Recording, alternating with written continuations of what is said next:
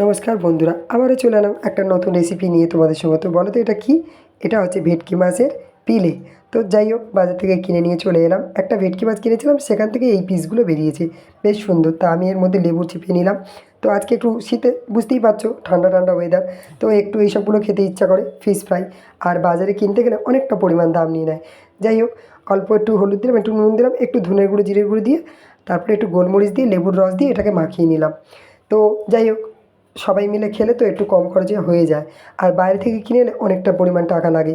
তো এবার একটু আদা রসুন দিয়ে এটাকে মাখিয়ে আমি দেখো নর্মাল ফ্রিজে এটাকে ঢুকিয়ে রাখবো। তারপরে আমি এদিকে ডিমের কোটিংটাও করে নেবো। তারপর দেখো দুখানা ডিম, তো দুটো ডিম না, এখানে 4টে ডিম লেগেছিলো। তো 4টে ডিম দিয়ে আমি এটাকে করেছিলাম, ম্যারিনেট করেছিলাম। তো দেখতে পাচ্ছ ডিমটাকে ফাটিয়ে নিলাম। তো দেখতে পেলে ডিমটা গোলমরিচ ও নুন দিয়ে আমি এটাকে ফাটিয়ে রেখে দিলাম। এবার আমি এদিকে ব্রেড ক্রাম্বটাও রেডি করে নেবো। তো এটা হচ্ছে বিস্কিটের গুঁড়ো। অনেক সময় ব্রেড ক্রাম্বও আলাদা মতো একটা পাওয়া যায়, তো আমি বিস্কিটের গুঁড়োটাই নিয়ে এসেছি।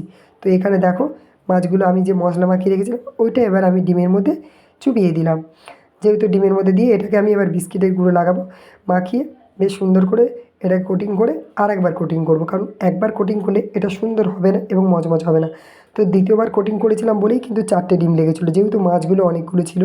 তো আমি পুরো ফ্রাই করে সবগুলো মাছ দেখাতে পারিনি, কারণ করতে করতেই আমাদের বাচ্চারা, জানোই তো, সব খেয়ে নিয়েছিলো। তো যাই হোক, অনেকগুলোই হয়েছিল, 16 পিস মতো হয়েছিল। তো সবাই বেশ জমিয়ে খেয়েছিলাম। তো খুব সুন্দর করে এটাকে এবার ফ্রাই করব।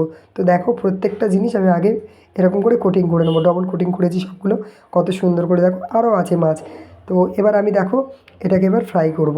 তো গরম তেলে দিয়ে দিলাম, তেলটা গরম হয়ে গেছিলো, গরম তেলে এবার দিয়ে দিলাম। এবার সুন্দর করে এটাকে বাদামি করে ভাজবো।